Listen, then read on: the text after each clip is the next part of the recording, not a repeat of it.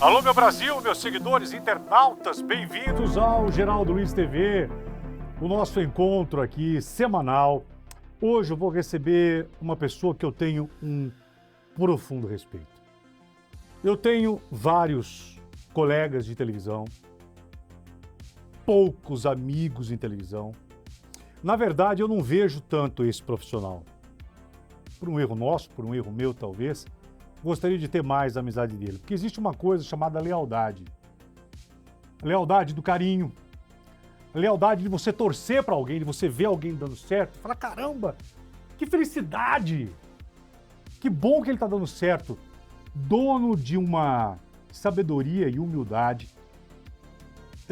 Esse homem que eu não preciso apresentar porque o Brasil já o conhece.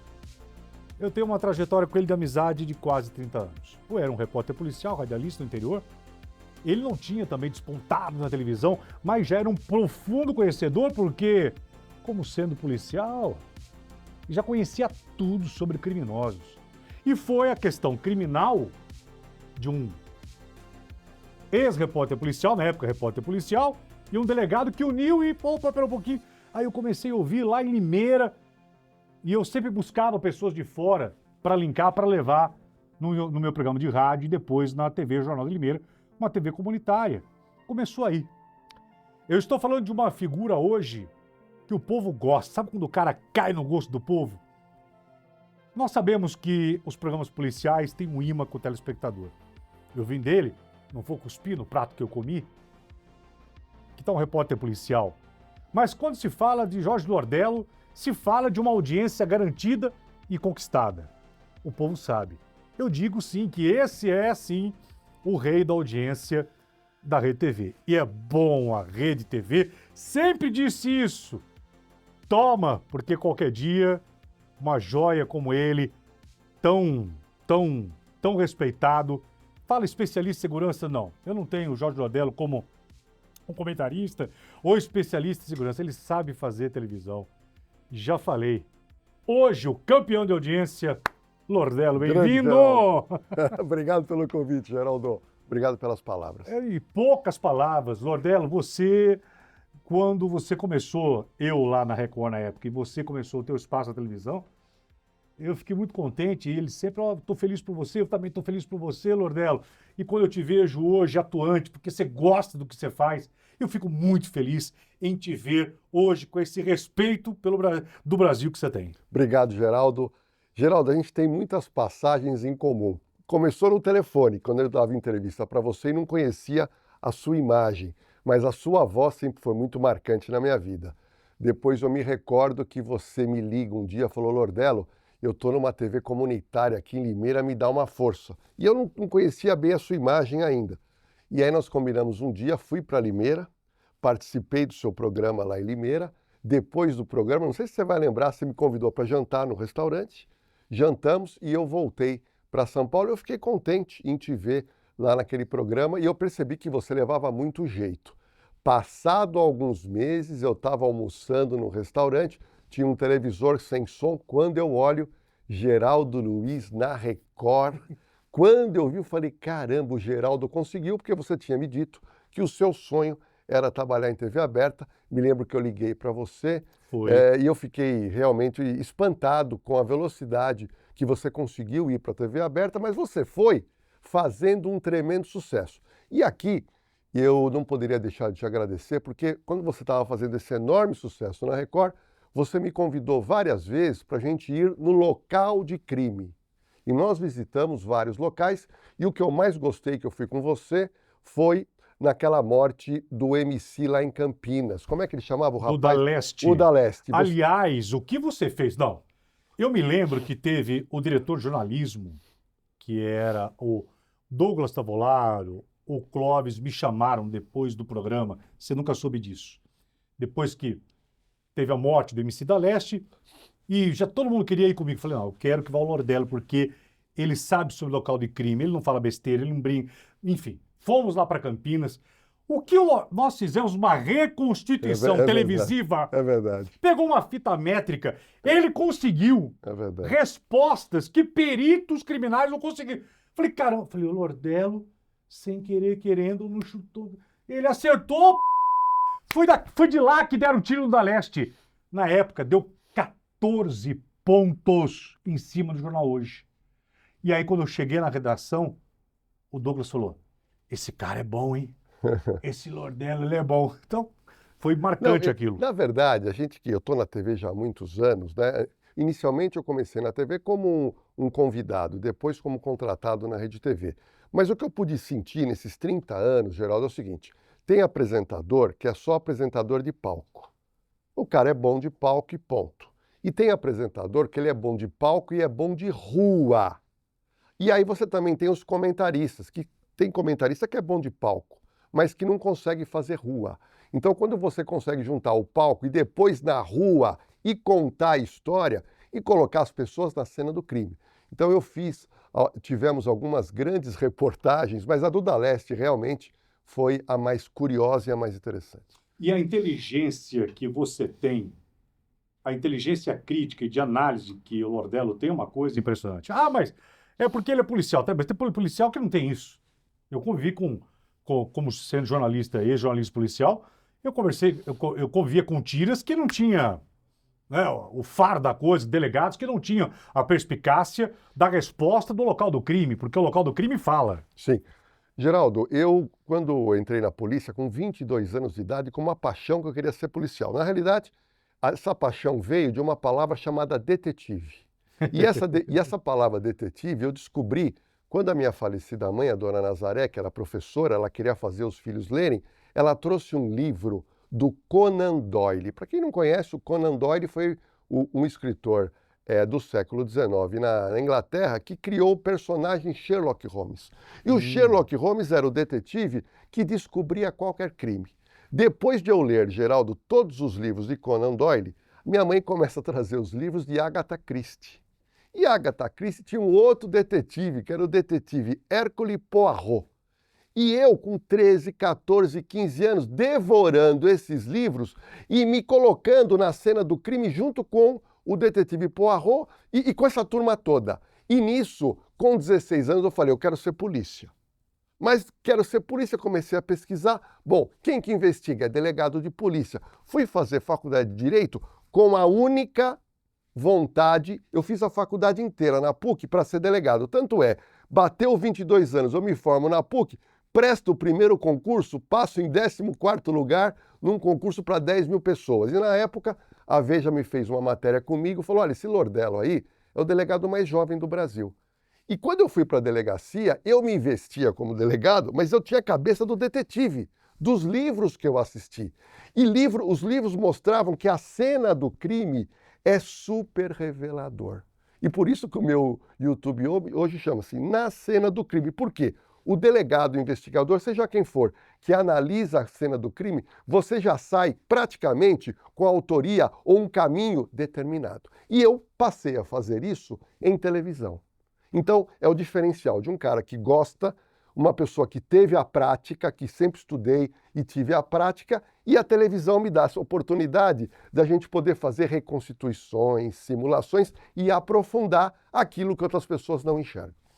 E o Lordello, fora a audiência que ele já deu para inúmeros programas, eu repito, existe uma coisa, essa área policial,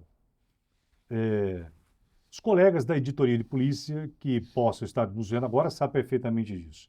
Aliás, é uma área, uma página que hoje ninguém pisa mais. Não tem mais repórter policial, comentarista policial, não tem. O Lordello é um dos últimos agora que tem. Mas você falou uma coisa tão importante que eu me lembro do caso Nardoni, me lembro de tantos, que as suas análises, Lordello, sempre foram norteadas, tiveram a ligação com o local do crime. Tudo que você passava dos comentários da sua análise, mas eles vinham linkados com o local onde aconteceu, onde tinha acontecido o crime. Por quê? Veja bem, o comentarista ele não pode falar aquilo que o público conhece. O especialista parte do princípio que ele vai dar um comentário em que o público vai abrir a boca e falar, nossa, eu não tinha pensado nisso. Vou te dar um exemplo muito interessante. Nós tivemos recentemente esse caso rumoroso do tenente-coronel Geraldo Neto. Como eu tenho muita influência com a polícia, eu logo recebi Eu não sei se você chegou a ver, Geraldo, a foto, vou te colocar na cena do crime. No dia 18, o tenente-coronel Geraldo Neto, ele pega o telefone, liga para o noviçário e fala, olha, a soldado Gisele, minha esposa, acaba de dar um tiro na cabeça. Dá 14, 15 minutos, chega o socorrista. O socorrista entra naquele pequeno apartamento lá do Brás, 27º andar. Quando ele olha, ele fala, caramba, mas não está parecendo uma cena de suicídio. E aí, Geraldo, ele pega o celular dele e ele tira uma foto, que é a foto da soldado Gisele caída no chão com uma grande mancha de sangue do lado direito. Eles observam que ela estava com vida, fizeram o quê? Demoraram quase 15, 20 minutos para tirá-la de lá e levá-la para onde? Para o hospital, e no hospital ela faleceu. Geraldo, eu recebi essa foto. Você chegou a ver essa foto? Não. Você tem ela aí? Tenho. Você quer ver? Quero ver. Deixa eu ver se eu localizo ela. Essa foto, ela é reveladora para quem tem olhos de especialista em segurança, e no caso Geraldo, que é macaco velho nessa área, trabalhou em ML, ele conhece bem o que é uma cena de crime. E aí o que aconteceu? Nessa cena de crime, quando eu vejo essa foto, eu falo, pera um pouquinho, chamei as pessoas que trabalham comigo e falei, isso aqui não é suicídio. E no começo, o próprio delegado que fez a ocorrência fez um BO de suicídio. Mas logo em seguida, começou a ter uma grande dúvida. E virou para morte a esclarecer e depois virou para suicídio. E o mais curioso é que foi feito uma exumação muito rápida. Por que foi feita uma exumação? Você sabe, Geraldo? Porque normalmente as exumações são pedidas depois de meses ou anos, quando decide-se que tem que ter uma apuração melhor. E nesse caso foi muito rápido. Já pela dúvida... Por quê? Porque como gerou a dúvida, e aqui eu queria te trazer uma foto, eu vou mostrar para você, se você me permitir, eu mostro para o público, que é a foto da garganta da Gisele. Geraldo, dá uma olhada. As marcas na mão da garganta da Gisele. Essa foto foi retirada aonde? Foi retirada da segunda exumação, da necrópsia que foi feita. Essa foto é do corpo dela? Da Gisele. No IML ou na... Depois da exumação. Depois da exumação? Sim. Ela foi lavada novamente e constatou, só para vocês terem uma noção, ficaram 4 dedos, é como se fosse uma tatuagem de uma mão masculina. Aonde? No pescoço de Gisele. Tá aqui, ó, exatamente aqui, como se fosse aqui. E aí, Geraldo, o mais impressionante foi quando eu tenho acesso ao laudo, e o laudo foi patente dizendo o seguinte, ela levou o tiro depois de estar inconsciente. Ou seja... Primeiro teve a... Ela foi pega por trás, ela estava nua, simplesmente com uma toalha cobrindo, ela foi pega por trás e o homem, com a mão esquerda, agarra com muita força no pescoço, ela teria desmaiado. Na outra mão, ele estaria com a pistola Glock .40. E a cena é dele, ele no alto, segurando ela e deitando, Geraldo, ele dá o disparo e ele coloca ela deitada naquela pequena sala. Olha que curioso. E na foto que o socorrista tirou, aparece a mão com a arma do lado assim. E aí a perícia foi feita e constatou algo impressionante, Geraldo. A perícia concluiu o seguinte, ela está morta, ela leva um tiro, e o tiro dela, Geraldo, não foi na têmpora. Olha onde foi o tiro, Geraldo. Foi aqui, ó, no olho direito, porque ela vinha caindo já inconsciente. Ela leva um tiro no olho, porque geralmente... A entrada do disparo foi aqui, ó. Aqui. Aqui. E geralmente... E saiu... Lá para cima. E geralmente o suicídio é tiro na têmpora direita, quando você é destro, e na têmpora esquerda, quando você é canhoto. Mas... Olha o que a perícia conclui, Geraldo, que depois dela, ela lá com o tiro na cabeça, inconsciente e sangrando, ele teria pego o braço dela deitado, ele levanta uns 20 centímetros, coloca a arma de fogo aqui e solta a mão dela. Pum! Ele acreditava que isso ia dar um movimento de suicídio. Quando ela bate a mão, já tinha uma poça de sangue, aquela poça de sangue joga gotículas de sangue que grudam no rack que estava do lado. E o perito concluiu toda essa movimentação por esse erro do réu que está preso no momento. Olha que curioso. E outro detalhe que pouca gente está sabendo, Geraldo, o tiro foi dado às 7h28. Geraldo, os apartamentos são de menos de 50 metros. Hoje a parede sabe que é tudo fininha. Uma mulher solteira que mora com gato, ela está dormindo e ela ouve um barulho. Ela acordou. Quando ela acordou, nossa, o que aconteceu? Ela pega o celular e olha, 7h28. Bom, não sabia o que era, eu falei, eu vou levantar. E ela está fazendo as coisinhas dela. 8 horas, ela ouve um movimento no hall, quando ela abre o socorrista. O que aconteceu? Tem uma mulher que levou um tiro na cabeça. Só que o tenente-coronel Geraldo Neto ligou para a polícia às 7h58. Você tem uma diferença de 30 minutos do disparo para a ligação. E aqui eu quero te trazer uma novidade para o seu programa, Geraldo. Nesse período, acredite se quiser, De meia hora, a perícia de São Paulo pegou o celular dele e o celular dela e descobriu que 4 mensagens que eles trocaram à noite, ele apagou do celular dele e ele apagou do celular dela. Nesse período, aonde ele não tinha ligado para um telefone 190. E essas conversas diziam o quê? Diziam que ela queria se separar. Eles estavam ali definindo. Agora, o pior eu vou te contar agora. É algo impressionante. Eu vou te contar o pior, só que eu não tenho a resposta que não chegou ainda, mas a gente vai poder discutir aqui. Geraldo, na segunda exumação, os peritos concluíram que o casal fez sexo naquela noite. A perícia concluiu que havia sêmen dentro do órgão genital dessa moça. Inicialmente, o tenente-coronel disse ao delegado o seguinte: nós não fazemos sexo desde o ano passado, estávamos morando em quartos separados. Quando o delegado fala, mas pera um pouquinho, a perícia está dizendo que vocês fizeram sexo. Ah, não, nós fizemos amor nesta noite. Mas a pergunta que o delegado agora está tentando investigar, esse sexo que eles fizeram foi consensual? Foi forçado? Foi mediante violência? Ou foi quando ela estava inconsciente? eu ia te perguntar isso aí. É tudo tão possível diante do que achamos impossível? Mas realmente, quando é que esse sexo foi feito? Eu ia te perguntar uma coisa, nem vou chegar a esse ponto, mas você sabe que eu estou bem de não, né? Isso poderia ter sido... Não.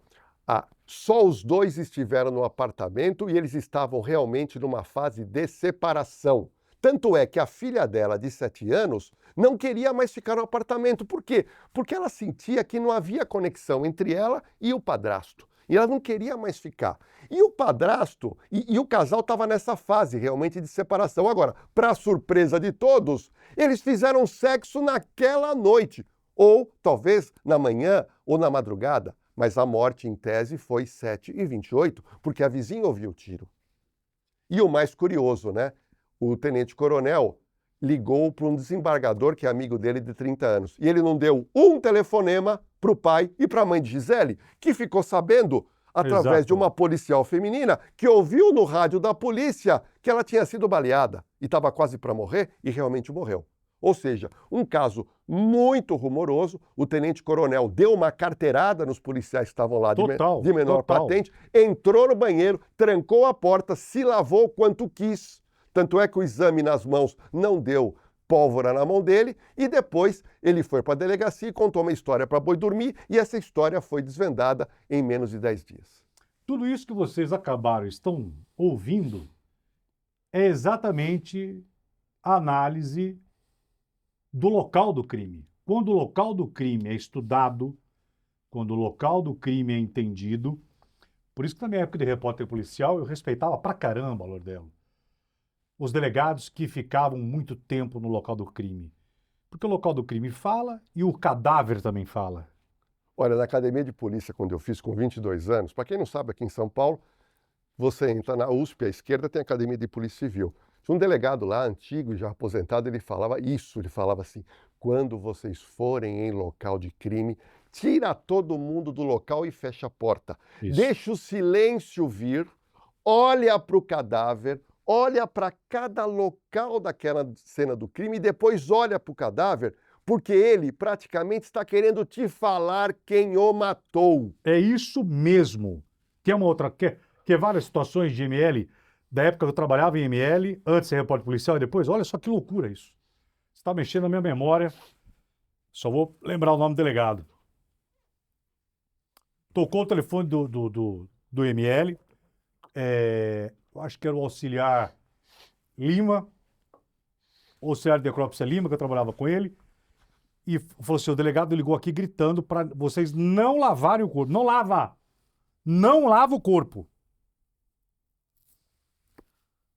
Aí entra o delegado com um pano sujo. Aí, lavaram o corpo? Lavaram o corpo? Não, ninguém lavou, não. Mexeram? Não, nada. Aí ele, tira a roupa dela. Tirou. Lordelo. Vou lembrar o nome do delegado.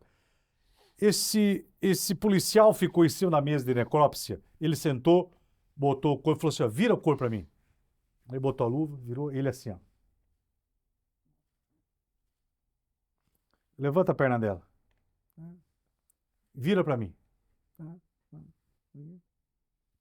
Quando ele olha nos dedos do pé, ele vai assim, ó.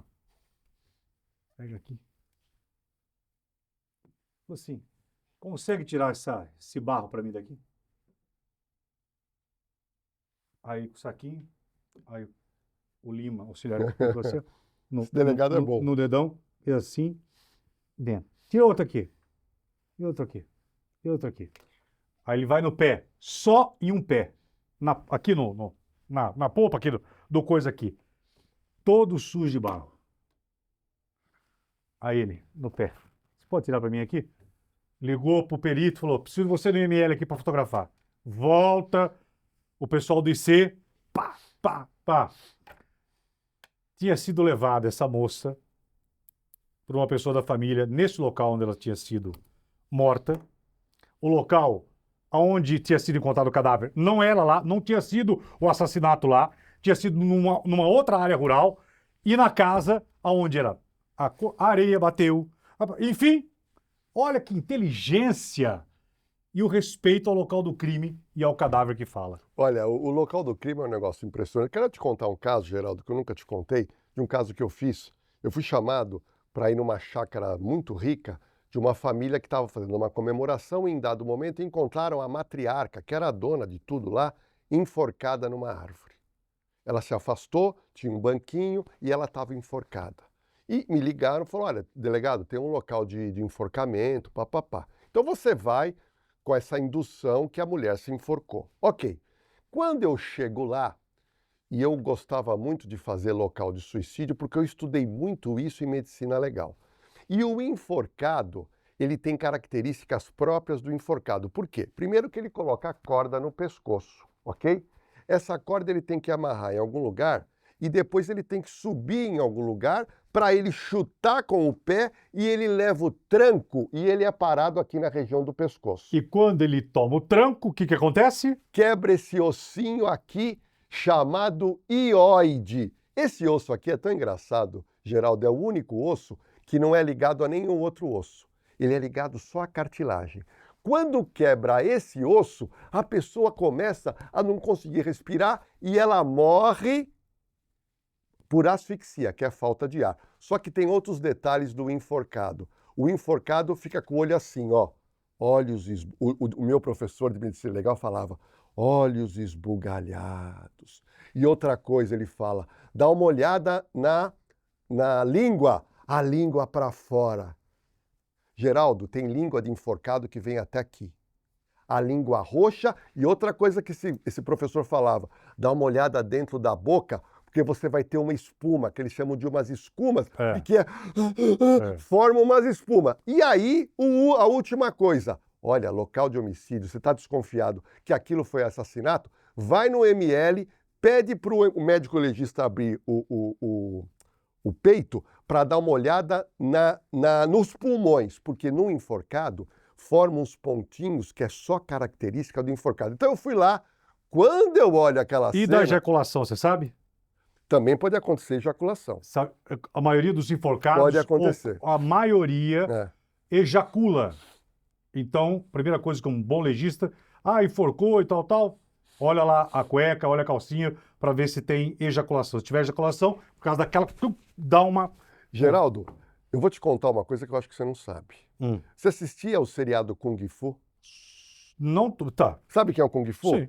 Como é que chamava o pessoal do Kung Fu? Sua produção lembra? Como é que chamava aquele cara famosíssimo?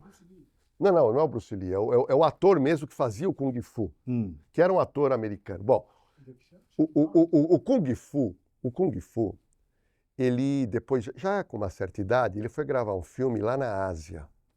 Ele está lá com uma superprodução, ele está num super hotel, e de manhã a produção foi lá, bateu na porta para ele poder sair para gravar. Bateu na porta, ele não abriu. Deixa ele dormir um pouco mais. Bateram na porta, ele não abriu. Pô, pera um pouquinho, o que aconteceu com ele? Abriram a porta do quarto, Geraldo, não tinha ninguém. Pô, ele não está aqui, mas ele saiu. Pô, olha nas câmeras, ele não saiu do quarto. E ele não estava no quarto. Kung Fu sumiu. Bom, David Carradine, adorava, eu era garotinho, assistia o Kung Fu. Geraldo, você não vai acreditar, Geraldo. O delegado lá vai lá no local. Ele falou, se as câmeras verificaram que ele não saiu, ele está no quarto. E ninguém tinha revistado o quarto. O máximo que tinham olhado é debaixo da cama. Geraldo, ele começou a revistar, quando ele pega um grande armário, ele começa a mexer, e no último local ele abre, estava o David Carradine, sem roupa, falecido, com um plástico na cabeça, e ele tinha tido orgasmo e morreu asfixiado. Então, quer dizer... Esse delegado, ele era tão inteligente, e ele já deu na hora a resposta e a gente ficou sabendo.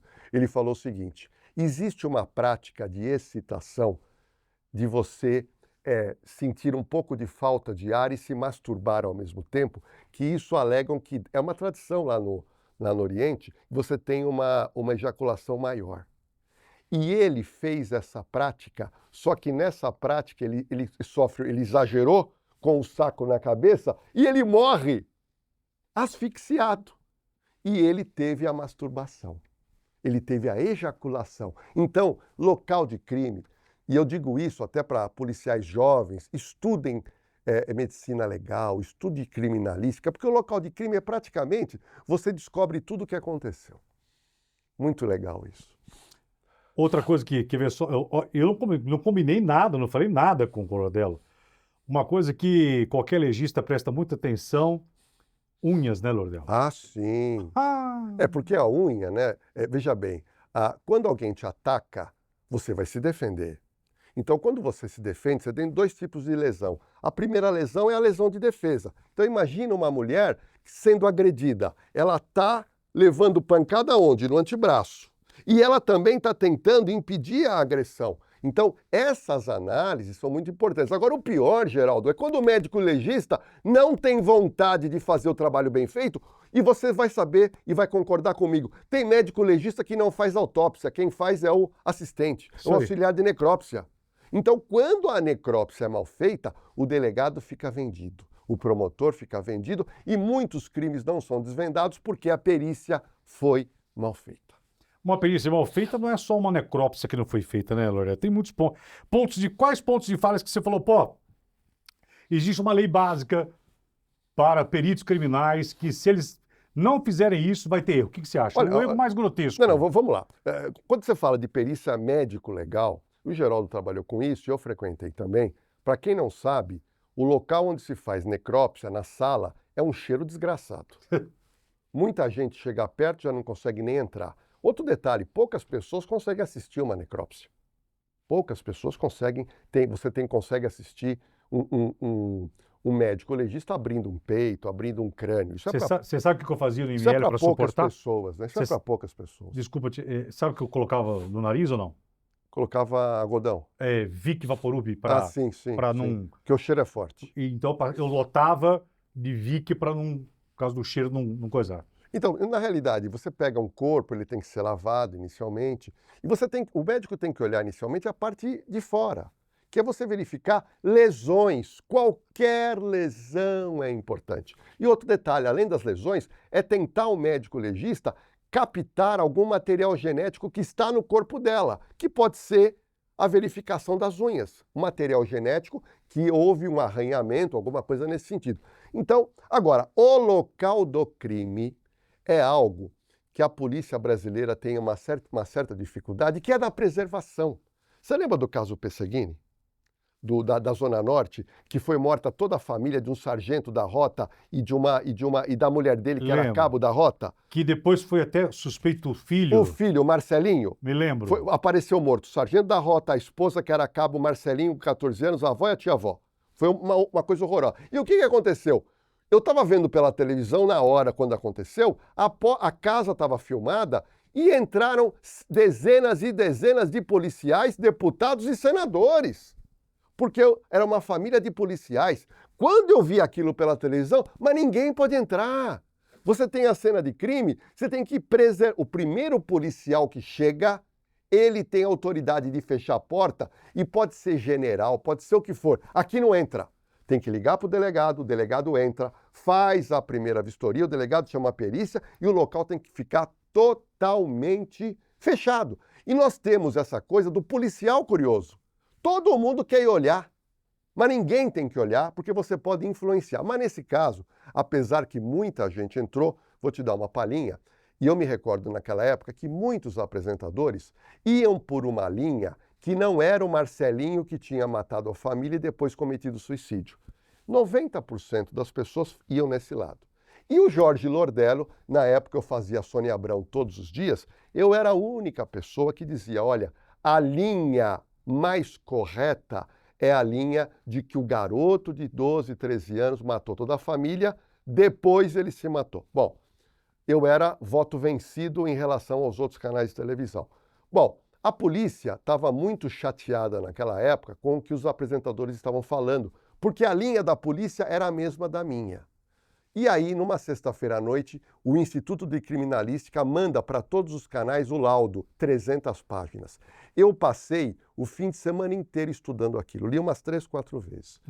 Na segunda-feira, chamei a Sônia e o Elias Abrão, falei, vamos fazer um programa só sobre o laudo. Mostramos o laudo e eu calei todas as pessoas que falavam que podia ser o PCC, que podia ser algum desafeto da família, porque o laudo comprovava que o garoto mata o pai, mata a mãe, mata a avó e a tia-avó. Ele, depois de matar, ele coloca a roupa da escola, ele pega o carro da mãe que ele sabia dirigir, vai até a escola particular, dorme por 6 horas e vai na escola. Na escola ele conversa com os alunos, Geraldo, ele fala assim, ele contava, eu matei toda a minha família, porque ele tinha um problema psiquiátrico mal gerenciado com remédios. E ele vivia dizendo que ele era um vingador e que ele queria matar toda a família. Mas os garotos achavam que ele era uma pessoa que gostava de brincar, mas aquilo não era uma brincadeira. Não era. Tanto é que ele falou para todo mundo, eu matei minha família. Só que ninguém acreditou. Quando ninguém acredita, ele volta para casa, e aí eu entrevistei no meu canal, Na Cena do Crime, eu entrevistei o Dr. Guido Palomba, e qual foi a conclusão do Dr. Guido Palomba? Lordello, quando ele entra na casa e os garotos não tinham acreditado nele, ele olha na sala, o pai e a mãe morto, ele volta a uma consciência. E ele olha e ele fala, eu matei toda a minha família. Ele pega o revólver da mãe, põe na cabeça e se mata. Então isso é um caso que a cena do crime foi revelada pela perícia de São Paulo. Eu estou do lado de um contador de histórias. Eu vou te dizer, eu sei que são temas pesados, mas o Lordello tem uma magia técnica que nos envolve. Que primeiro que inegável, falando para você, esse assunto de polícia, ele instiga, e não é de hoje. E não é de hoje. Da época do rádio, de Gil Gomes, de tantos, quando se fala de crimes, não é apenas a curiosidade da pessoa que lia o jornal, fala-se de notícias populares, essa questão do policial, do crime, do criminoso, desse mundo, ele chama atenção. Exemplo disso, a audiência incrível, poderosa que o Lordello tem na Rede TV e que você que está assistindo falou, Geraldo, pô, só assisto Operação de Risco, só assisto Lordello. Porque te ouvir, você começa a falar e não tem, Lordello, como a gente não parar de ouvir. Posso parar todo mundo que está me vendo aqui na sua produção? Ai, o que eu estou falando? Posso parar vocês todos? Geraldo, uma coisa que eu aprendi nesses quase 30 anos de TV é ter informante. Que eu chamo na minha equipe, que é o detetive X. Eu tenho informante. E essa informação chega. Eu fiz muito isso na Sônia Abrão. Você sabe o sucesso que a gente fazia na Sônia Abrão. Foram 10 anos. E as informações que eu recebi sobre o maníaco do parque, eu recebi. E eu vou contar para você. O maníaco do parque, ele tem que cumprir 30 anos de prisão, que é o máximo que ele tem que cumprir, porque na época dele, aquela lei que determina 40 anos foi antes, então ele tem que cumprir 30. Tá. Então ele vai sair da cadeia, em tese, agora em julho, agosto de 2028. Está chegando muito pertinho. Ele está preso há 26 anos e pouco. E vou te dizer uma coisa, ele não envelhece. E vou te dizer outra coisa que eu quero te contar, Geraldo. Acho que você nunca ouviu isso. E eu fui diretor de cadeia. Preso envelhece muito menos que uma pessoa que está na rua lutando para cuidar da sua família. É impressionante. É por causa da preservação do corpo que está lá estático, parado. Não tem preocupação. Não tem preocupação, a pele fica do mesmo jeito. Não, não tem estresse. Ele já está acostumado com a cadeia e o maníaco do parque, ele está igualzinho como ele tinha. Daqui a pouco eu quero falar da Suzane Richthofen, que ela está mais bonita do que ela tinha 20 anos atrás. É uma coisa impressionante. Nós vamos... Ô, Geraldo, vocês não vão falar a respeito agora do filme dela, do documentário? Calma, nós Geraldo, vamos chegar. você vai levar um susto, que eu trouxe uma surpresa. Eu gosto de fazer surpresa com o Geraldo. Eu trouxe duas fotos. Eu trouxe a foto da Suzane Richthofen quando ela saiu da cadeia. Ela estava acabada. E eu vou trazer a foto dela agora de um mês atrás. Você vai ficar louco. Você vai falar, não acredito no que você está me mostrando. Mas eu quero falar um pouquinho e prender a atenção de todo mundo aqui para falar do maníaco do parque. Me chega a informação dizendo o seguinte, olha, o maníaco do parque arrancou todos os dentes da boca. Falei, peraí, pô, como é que eu posso passar essa informação? Isso não é possível. Lordello, é verdade. Ele arrancou todos os dentes da boca. Você tem certeza? Falei, Lordello, pode soltar. Me garantiram. Eu liguei para o meu dentista, doutor Diego, falei, Diego, me fala uma coisa. O maníaco do parque arrancou todos os dentes da boca. Ele falou, é impossível, Lordello, é muita dor. Falei, doutor, é verdade, ele arrancou todos os dentes da boca. Como é que ele arrancou? Aí eu descobri. Ele trabalha lá costurando bola. Ele pegou aquele fio de costurar bola, ele fazia o que os antigos faziam. Amarrava em cada dente e dava um tranco e o dente caía. Ele fez isso com todos os dentes da boca. Não é possível. O meu dentista falou, Lordello, isso é impossível. É muita dor. Nenhum homem no mundo aguentaria. De você falar, dói ouvir. Você em casa deve ter tido agora um calafrio. Tá, eu sei, é verdade, ele costura bolas, tá, e aí? Tá. Aí eu falei para ele, doutor Diego, só tem um detalhe. Nós estamos falando de um retardado mental.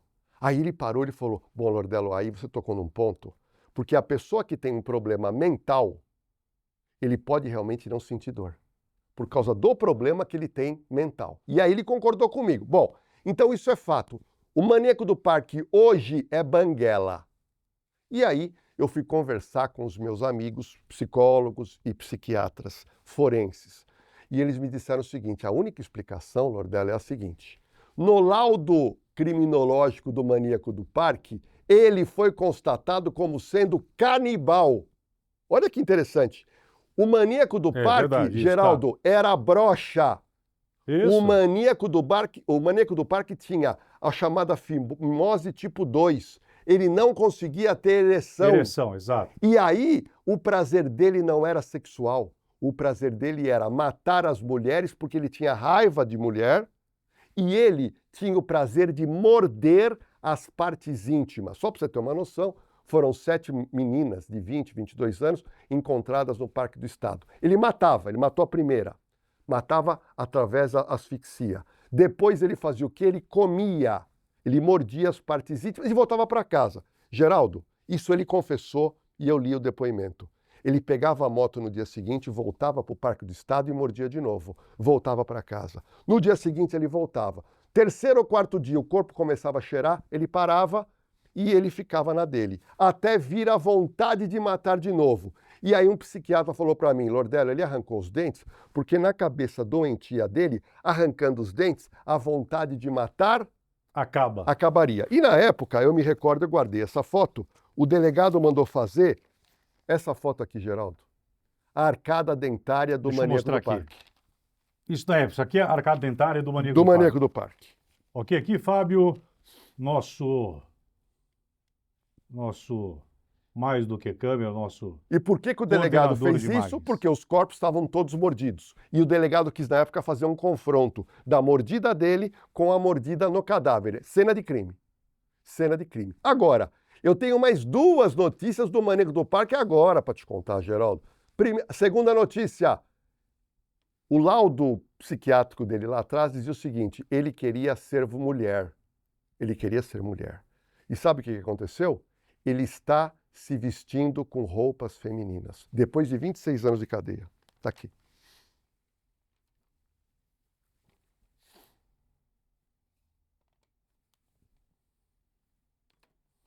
O que você acha, Geraldo? Não é IA isso aqui. Não, isso é foto dele que eu consegui. Isso a gente chama de feminilização. Total. Ele está se feminilizando. Veja bem, ele arranca os dentes para não ter vontade mais de matar. Quando arranca os dentes, quer dizer, tira a culpa e eu não tenho mais risco da vontade que eu tenho. Sim, de ser canibal. De ser canibal. E aí ele parte para o segundo. Eu vou me feminilizar e eu acho que ele vai virar uma mulher trans. Eu acho. Só que tem um detalhe. Ele imaginando, pera um pouquinho, se eu for solto em 2028... Rodelo, você ouviu o que você acabou de falar? Não, você deve estar querendo corte, impossível. Como assim? Não, eu vou te mostrar. Eu tenho mais uma foto para te mostrar. Espera um pouquinho que essa foto do... Tudo bem. Uma foto que ele está assim, bem num gesto... Feminino. Feminino. Afeminado. Afeminado, exatamente. Ele está num gesto afeminado. E muito afeminado. Agora, a terceira novidade que eu trouxe para você, Geraldo Luiz, é o seguinte. Ele deve ter passado na cabeça dele o seguinte. Quanto tempo que eu vou durar na rua com esse rosto que todo mundo conhece? Quanto tempo eu duraria na rua? Por quê? Porque a fisionomia desse homem todo mundo conhece. Assim, isso aqui quando ele foi Francisco de Assis. Sim. Pereira era assim, ó. A foto atrás, só para te falar. Tá. Ele passou, de uma hora para outra, ele começou a comer que nem um desesperado. De 26 anos, ele não engordou 1 quilo. E agora, ele engordou 25 quilos. Porque sabe que vai ficar em liberdade. Então, eu imagino que ele quis engordar para ele mudar completamente a feição. E, para mim, ele saindo da cadeia, é uma ideia minha que persigo esse homem há todo esse tempo. Que eu estou acompanhando esse caso desde o primeiro dia. E você vai ver a foto que ele está hoje, completamente diferente. Bem, aqui está Francisco de Assis Pereira, o cara que andava de skate. Que todo mundo conhece no Brasil. Muito bem. Aqui está ele, que todo mundo conhece. Tá bom aqui, Fábio? Geraldo, se ele sair hoje, ele estava com essa cara, quanto tempo ele dura na rua? Não querendo te interrompendo, já vou mostrar. Isso aqui ele hoje. E ele há 30 anos atrás, tá? Não, ele está mais ou menos assim hoje. Ele estava, há 60 dias, ele estava assim. Cabelo preto. Isso. E agora ele engordou. Agora eu vou mostrar como que ele está. Como ele está.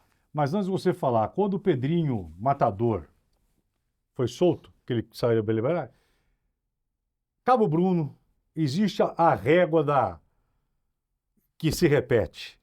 Cabo Bruno, que virou pastor, foi morto no culto. Pedrinho Matador.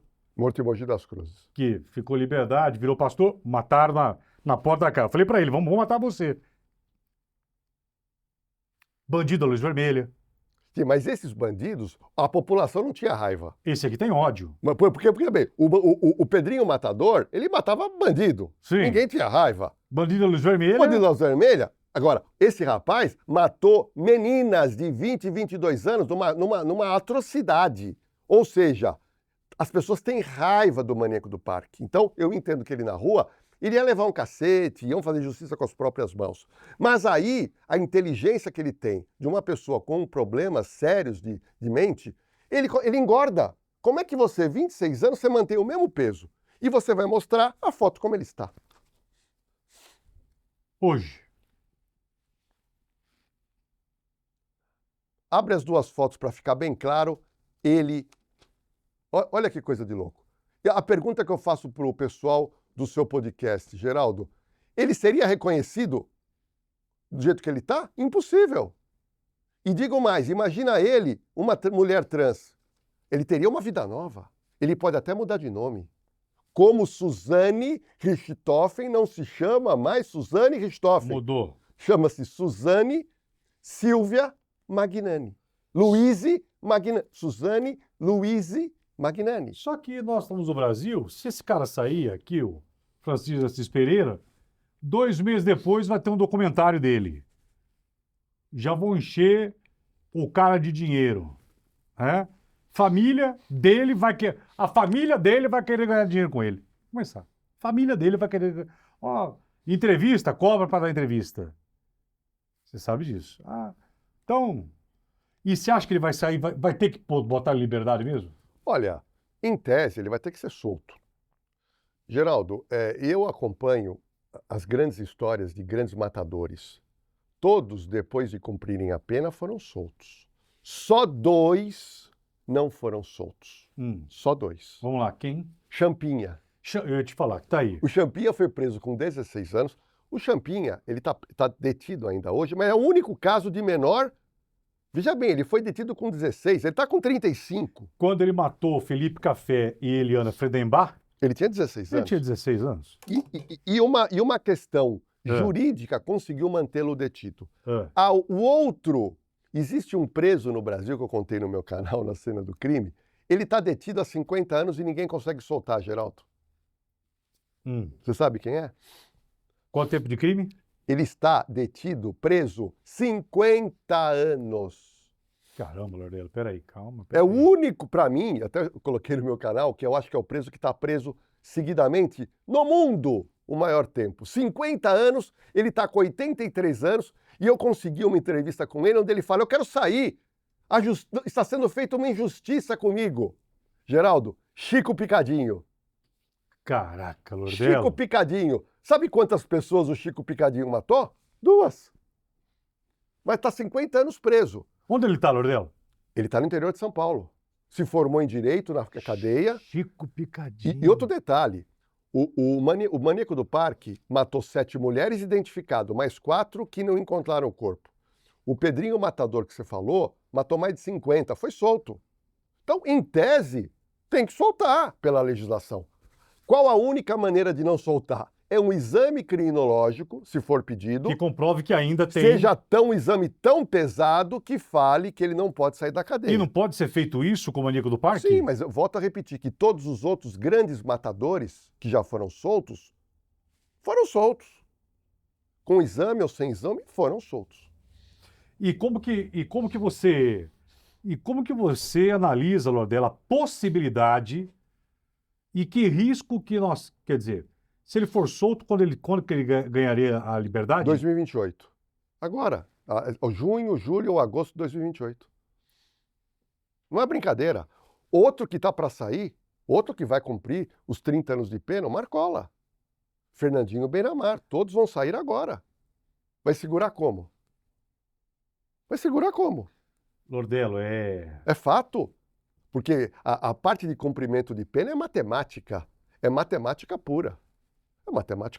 Casal Nardoni foi solto. Suzane Richthofen foram soltos. Todos os grandes matadores, serial killers, foram soltos.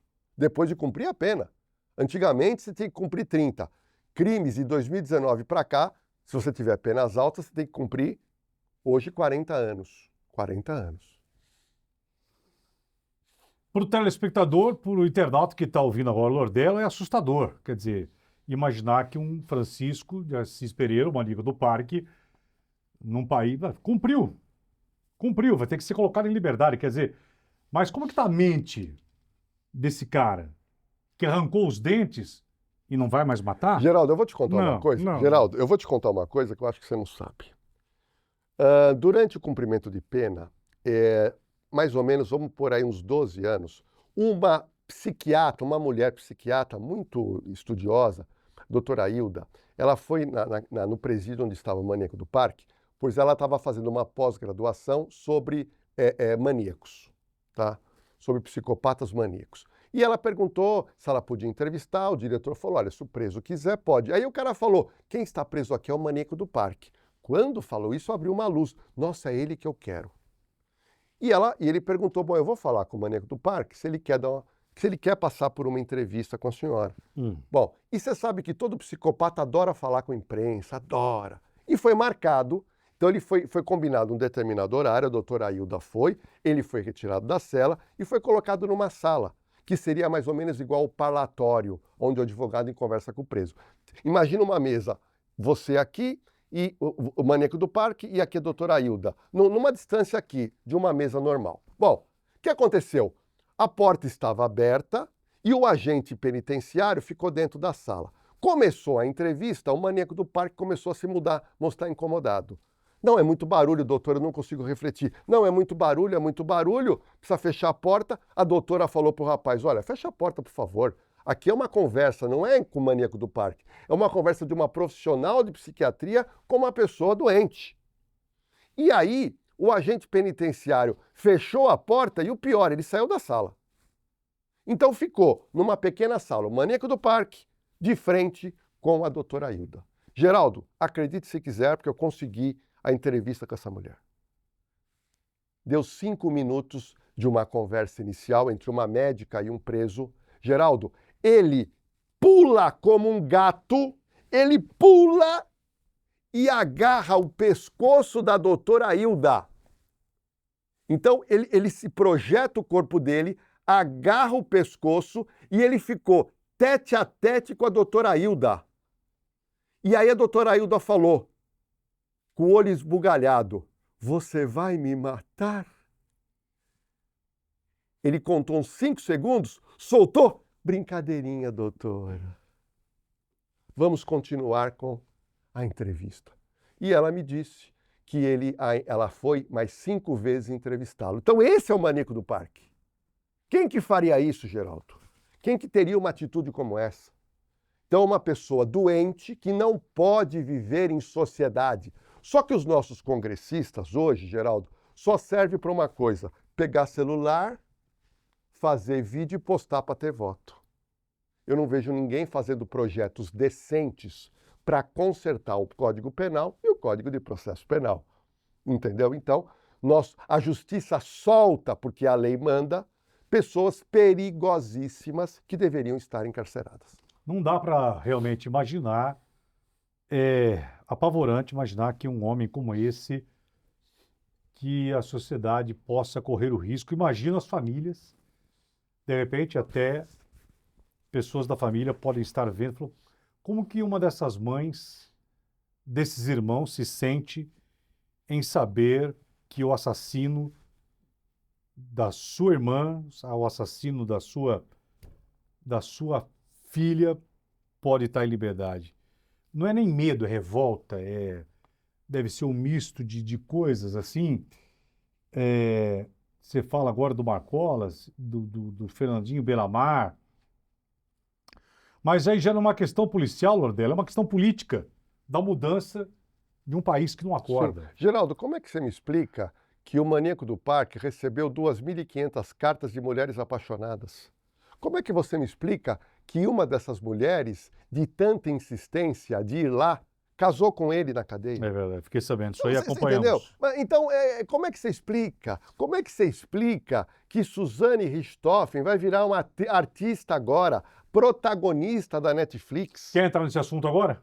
Eu acho importante. Vamos lá, então. Porque, para mim, é um assunto revoltante. Esse caso da Richthofen, Geraldo, a gente acompanha lá na Sônia Abrão desde o comecinho.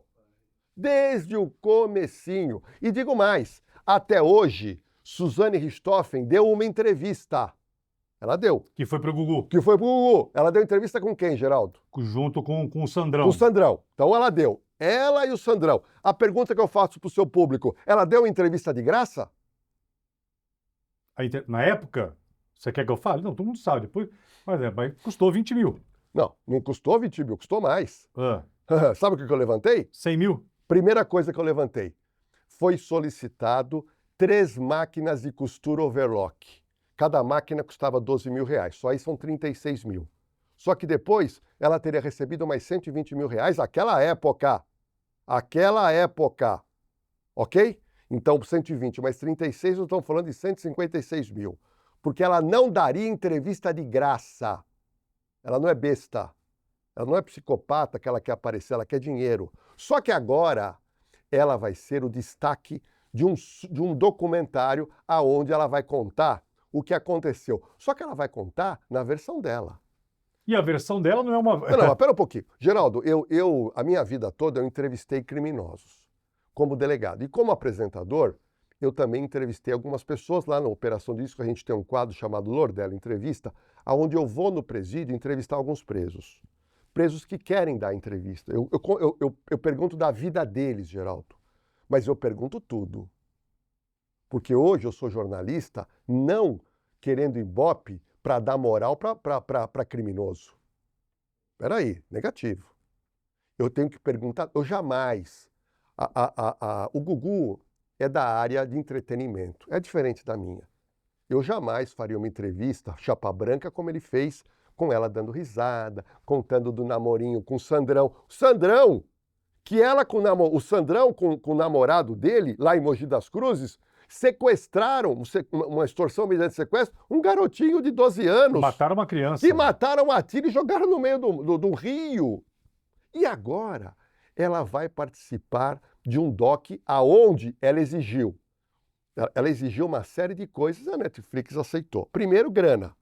Dizem que foi de 500 mil a 1 milhão. 500 mil a 1 milhão, certíssimo. Ou foi 500 mil ou foi 1 milhão. Primeiro ponto. 500 mil, 1 milhão, Lordelo. Nós estamos falando, você está vendo as reações das pessoas aí, até nas suas redes sociais. Como é que pode dar voz e se tornar protagonista de um documentário, uma mulher como essa, e ser paga? Só no Brasil ou o que está de errado? Não, mas Geraldo, é chapa branca. Chapa branca por quê? Porque não se pode fazer pergunta que ela não quer. Geraldo, não sei se você sabe, eles falaram o seguinte, nós vamos tentar entrevistar o meu irmão. Não, meu irmão não, se ele participar eu não participo. Já tiraram o irmão. Não quer. Outro detalhe, eu quero contar a minha versão.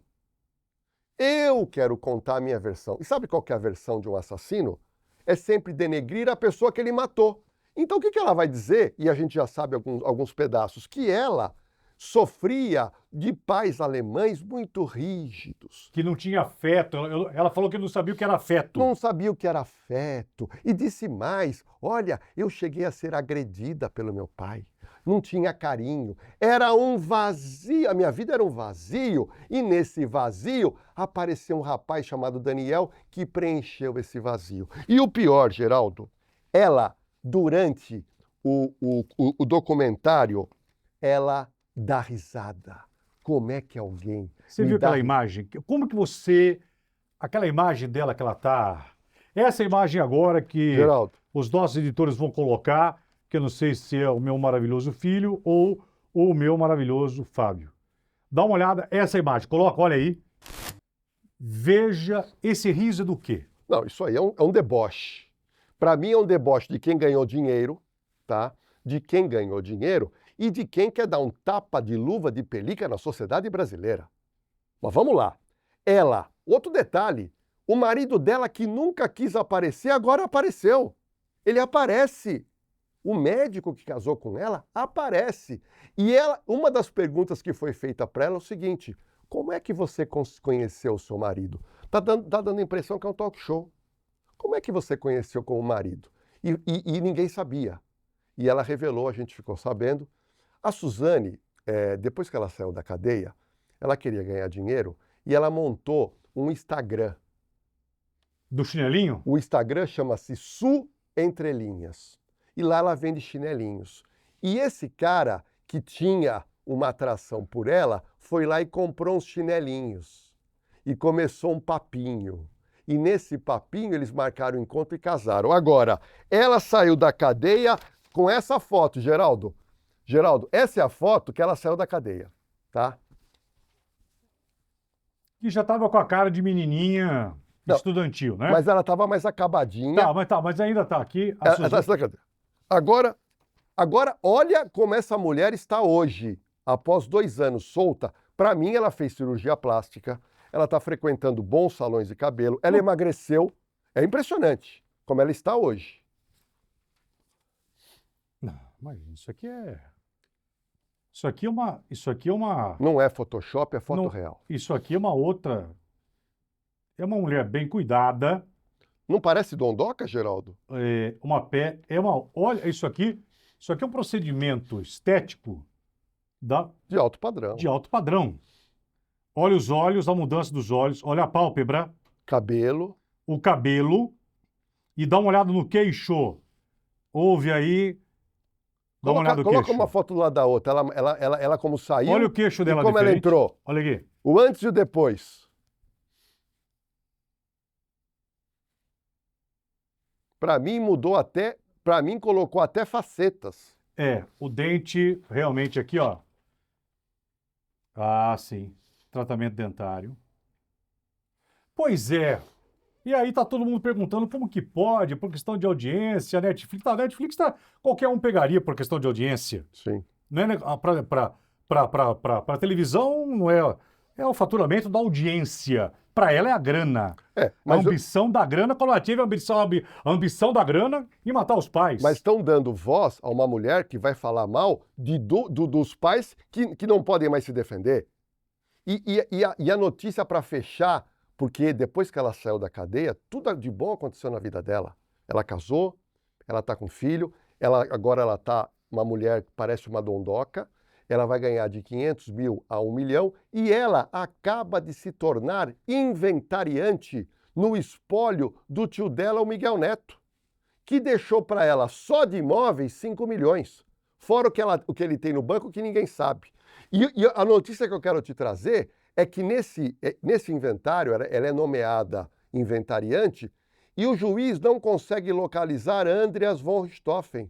Por quê? Porque ele vive hoje uma vida enclausurada, ele não quer pessoas, ele não quer internet. Você sabe que eu localizei ele, né? Eu sei. Nós localizamos o irmão da Suzane, eu estava na RTV, no Jornal do Povo, e o irmão da Suzane vive hoje na propriedade que pertence a eles. São Roque, né? Na região de São Roque, num sítio que o mato está a 4. Ele não cuida. A casa está abandonada, a piscina não é mais piscina, virou... Ele não tem carro, né? Não tem carro, não tem nada, é uma casa largada. E nós conseguimos essas imagens que na época foi recorde de audiência, porque ninguém tinha mais informações. As imagens do irmão da Suzane, que está desse jeito. Rodou.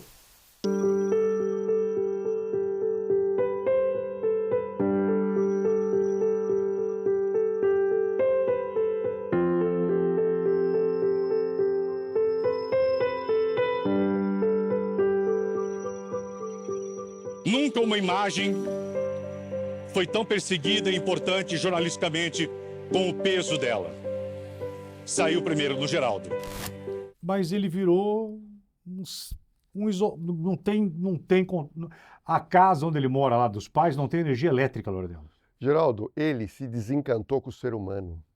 Porque a Suzane Richthofen não acabou com a vida só dos pais. Matou todo mundo. Acabou com a vida dele. Geraldo, essa menina, a Suzane, que hoje tem 43 anos, ela nunca chorou na cadeia. Essa moça, ela conseguiu, com o seu poder de atração, ela conseguiu namorar com homens e mulheres na cadeia. Para garantir o quê? Para garantir a sua segurança. Essa mulher, ela encantou um promotor de justiça, você sabe disso? Sim, ela conseguiu. Que poder... Ela acabou com o casamento de um promotor de justiça. Como que você entende a forma... É isso que vocês ouviram. O promotor ficou encantado, tiveram O promotor se apaixona, ele criou poesias, ele tirava ela da cela para na sala dele colocava músicas de Tom Jobim, e ela foi dando corda, e depois ela denunciou o promotor foi punido. Foi por assédio. E a mulher dele, quando descobriu, pediu a separação do promotor. Ela trouxe policiais penais que se apaixonaram, presas que se apaixonaram e ela casou, pessoas que visitaram o homem, o que ela chegou a ser noivo, que foi visitar. E o laudo dela psiquiátrico fala, ela não é psicopata, ela não tem nenhum problema mental. Ela tem um poder de manipulação fora do comum. Tanto é verdade, se você entrar no Instagram dela, que é Su Entre Linhas, ela tem milhares e milhares de seguidores e vende muito. E todo mundo lá elogiando. Uma mulher que matou pai e mãe. Você acha que agora, com essa exibição aí, ela vai vender mais chinelinho, que ela vai ganhar mais dinheiro ainda? Eu acho que agora ela está querendo, na minha modesta opinião, ela está querendo dar essa entrevista porque ela quer voltar à sociedade de cabeça erguida e, eventualmente, ela está se formando em Direito, ela está fazendo faculdade de Direito, ela pretende ou prestar concurso ou advogar, e porque ela teve uma formação de excelência com os pais dela, ela teve formação. E ela fez um bom casamento, tem um filho, que ela seja feliz, e me parece que agora ela vai partir para ser influencer, para ser alguma coisa. Porque uma pessoa que chama tanta atenção, você sabe que isso vale dinheiro. Isso vale muito dinheiro.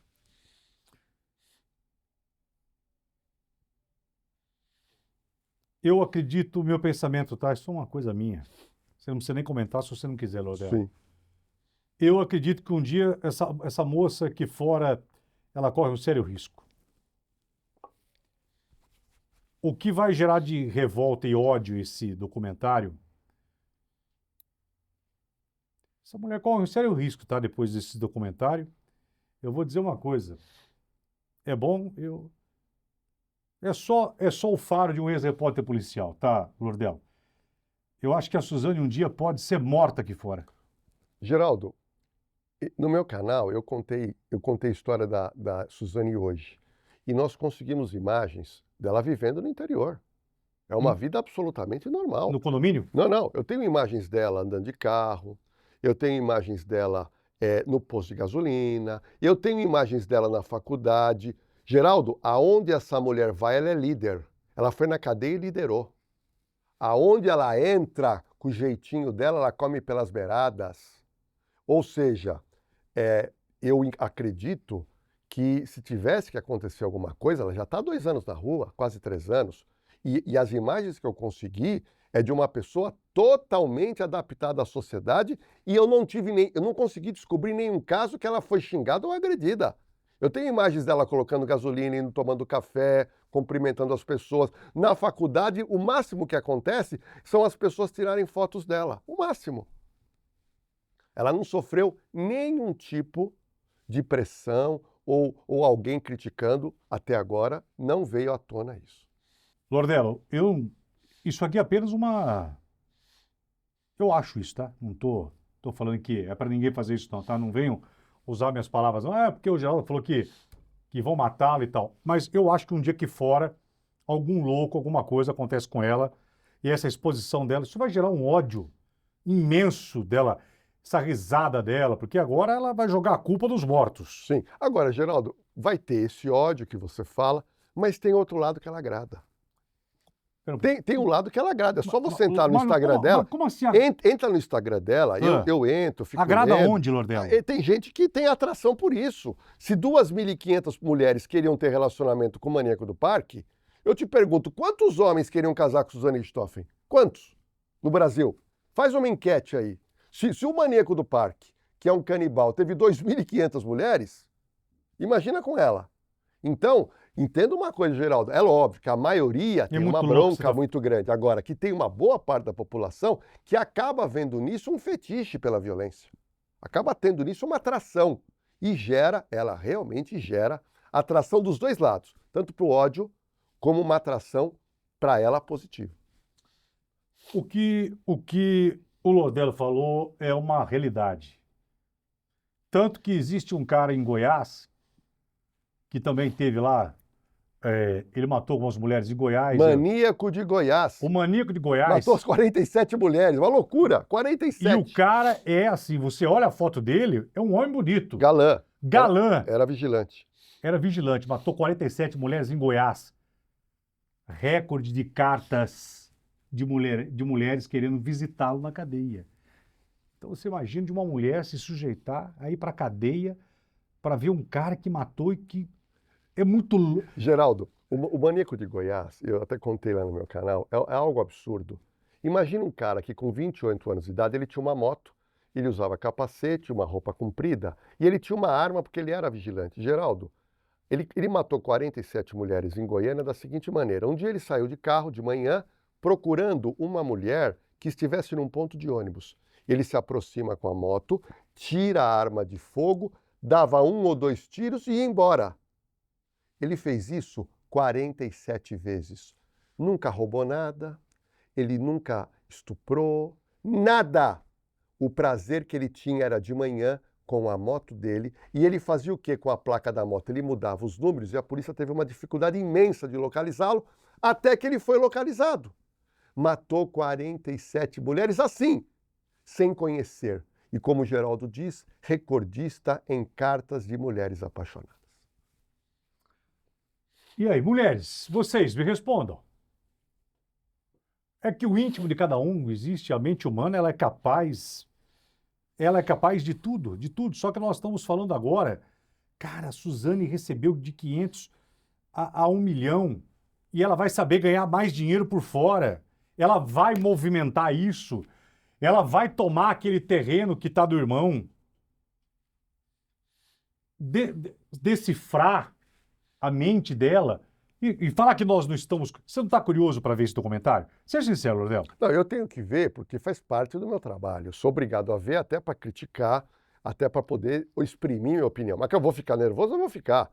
Porque, na minha opinião, ela está se preparando para assumir a vida dela na sociedade sem vergonha. Ela não tem mais vergonha. Sem culpa? Não, agora eu já cumpri minha pena e agora eu preciso viver, eu quero trabalhar, eu quero ganhar dinheiro, eu quero cuidar da minha família, já tive um filho, eu quero ter outro e acabou. Ela não quer se esconder. Ela não quer se esconder. Não, de jeito Você nenhum. entendeu? No momento em que ela vai fazer, já está pronto esse documentário e vai bombar, tá na cara que vai bombar, como o Tremembé também bombou, ela quer agora se apresentar. Já cumpri minha pena. E agora eu quero tocar minha vida. Se eu errei, tudo bem. Mas ela vai criticar os pais para quê? Para amenizar a culpa dela. É o fato de amenizar. De alguém falar, ela não foi tá amada. Tá vendo? Os pais eram muito ruins, tá vendo? Então você ameniza um pouco aquele algo que é inadmissível de filho, que a gente chama de familicídio. Familicídio, né? Que é a morte entre familiares. Aí você vê os cravinhos com as suas motos potentes, tocando. Casados, tocando lá com as suas motos. Não, e o Guilherme de Pádua? O Guilherme de Pádua, que matou a atriz, a filha da Glória Pérez, quando ele saiu, ele casou 1, 2 vezes numa boa. Numa boa. Então, é óbvio que a maioria das pessoas que está nos assistindo fala, isso é maluquice, mas tem uma boa parte da sociedade que se excita com isso e quer se aproximar dessas pessoas. É algo realmente impressionante. Aí já é a história da humanidade, né? A gente vai ter que entender, aí já é uma questão de um estudo forense do que a mente humana é capaz de... Não estou falando de capaz de perdoar, não. O Lordelo agora deu um checkmate, quer dizer, esse documentário que vocês vão... não vou ver, mentira, você vai ver. Você vai ver, todo mundo vai ver. É realmente ela que vai usar isso aqui para um cartão postal para falar. O que ela quer, ela quer estar no shopping aqui do JK, ela quer andar sem culpa. Que é onde ela frequentava. É o que ela frequentava. Então, de repente, esse documentário pode para algumas pessoas falar... Ou acreditarem na versão dela. Sim, sim. Tem pessoa que... porque meu pai também era violento comigo. Sim. Eu sei que ela está falando. O meu pai também me batia. O erro que ela comete é essa risada. Se ela fosse mais inteligente, ela não teria dado essa risada. Mas eu acredito que ela vai se colocar como uma vítima, que ela era muito jovem, ela vai dizer que ela foi induzida pelo Cravinhos a usar drogas, isso é verdade, foi o Cravinhos que trouxe droga na vida dela e droga na vida do Andreas. Então ela vai se colocar como uma vítima dos pais, como uma vítima do namorado e que agora ela pede perdão. Eu tinha 18 anos e eu cumpri minha pena, sinto muito. Agora aquela risada que ela deu, aí pega mal. Vamos tentar, ver ou decifrar que risada, o que ela quis dizer com aquela risada, né? Então, a risada, o que eu descobri, Geraldo, foi o seguinte, foi no momento em que ela... Porque Na história desse duplo assassinato, aconteceu um fato. Os pais dela descobriram o namoro com o Daniel Cravinho e não queriam mais. E foram muito rígidos com ela. Você não vai mais ver esse rapaz. Bom, tudo bem. Passado um tempo, o casal foi viajar para a Europa, foi para a Alemanha. E ela ficou sozinha em casa com o irmão. Sabe o que ela fez? Pegou o Daniel, colocou dentro da casa dela. E ali, ela falou assim, ali eu consegui a liberdade. Ela fala isso no documentário. E ela começa a dar risada. Eu vivi 30 dias de sexo, drogas e rock and roll. Palavras dela. E ela dá risada. Naquele momento. Foi quando os pais estavam viajando. Então ela vive aquela liberdade. Quando os pais voltaram, começou a rondar na mente deles o quê? Se a gente matar o casal, nós vamos viver essa liberdade pro resto da vida. Para mim, essa vai ser a narrativa dela. É uma coisa, ouvir o Lordello, vocês viram a gente ouvir o Lordello é incrível, porque a gente vai juntando as peças desse quebra-cabeça que já foi desvendado e montado pela polícia há décadas, ok? Mas que até hoje é um dos casos que mais instiga, que mais revolta e que mais pergunta. É um caso que se reacende a cada... Você percebe isso, Lordello? É um caso que reacende sempre algo novo, sempre. Ou pelo irmão, ou por ela, ou pelos... Para mim, casos como o dela vai ser interminável. Daqui a 10, 15 anos a gente vai estar aqui e ela vai trazer alguma novidade que ela passou num concurso para juiz, para promotor, para delegado, alguma coisa. Ela sempre será notícia, porque aonde ela para... Geraldo, eu me lembro muito bem, e eu já estava na Sônia nessa época, e naquela época a Rede Globo não gostava de falar muito coisa de polícia. Só que, naquela época, a única coisa que dava audiência em TV aberta era o caso Isabela Nardoni. E a Globo teve que mudar, Geraldo, a grade. Eles mudaram a grade porque eles estavam perdendo audiência. O caso chamou tanta atenção. Então, esses casos, o caso do goleiro Bruno, o caso Nardoni, o caso da Suzane Richthofen, são casos que pararam o Brasil. E só pararam o Brasil porque é um mistério. Uma coisa que eu aprendi em TV aberta, Geraldo, todo caso aonde o crime esclareceu no primeiro ou segundo dia não tem graça. Não tem graça. O crime só tem graça quando ele tem um mistério. É isso. Quando morreu alguém, e aí, quem matou? Quem matou? Aí fica demorando, encontrou um culpado. Mas será que é culpado? Será que não é culpado? Vamos esperar o julgamento. Aí julga, foi pra cadeia. Aí vira uma história. Aí vira um reality policial em TV aberta.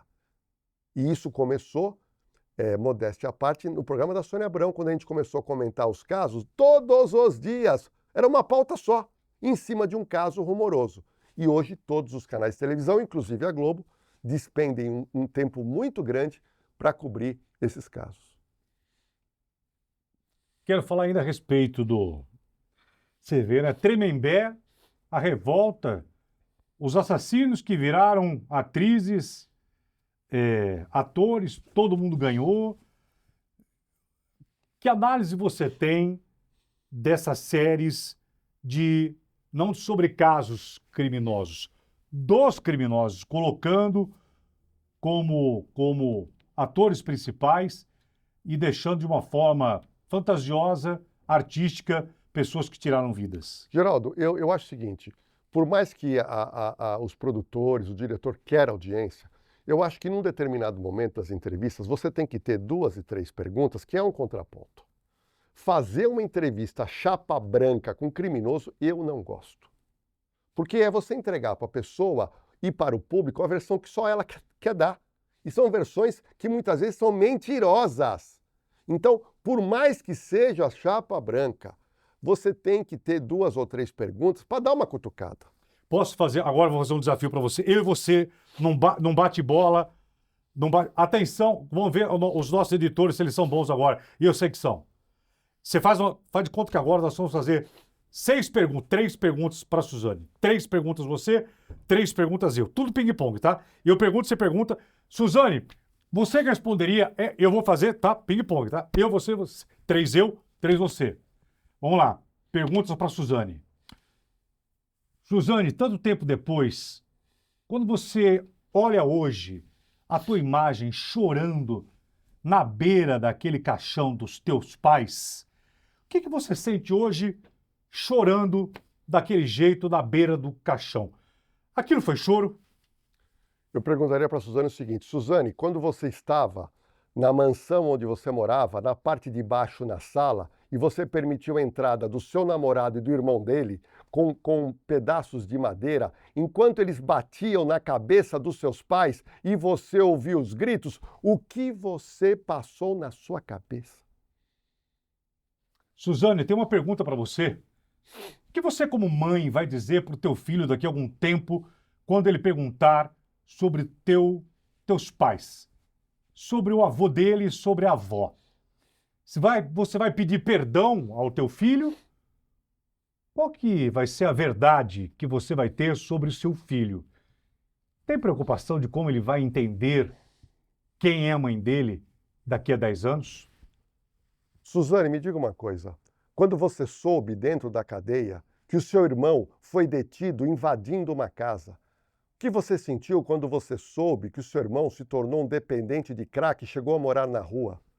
O que você sentiu e como você reage hoje que o seu irmão é uma pessoa que quer morar sozinho porque ele não acredita mais nos seres humanos? Suzane, depois que o teu namorado matou a tua mãe, o teu pai e o teu cunhado, vocês foram na chácara onde hoje mora o teu irmão e vocês passaram lá e fizeram um churrasco. Passaram horas fazendo churrasco e transando. É a mesma Suzane hoje? Suzane, me diga uma coisa, foi você que foi a responsável de introduzir drogas na vida do seu irmão? Suzane, foi você que teve a ideia de colocar o seu irmão no porta-mala do carro e levá-lo para um motel enquanto os três usavam drogas, um garoto que tinha de 14 para 15 anos? Qual a responsabilidade que você tem de tudo que o seu irmão passou e como é que você se sente hoje, onde você está muito bem e o seu irmão está vivendo isoladamente da sociedade? A última pergunta, Suzane. Quem é Deus para você? E o que você já falou com ele? E quando você chegar do lado de lá, o que você vai falar para os teus pais?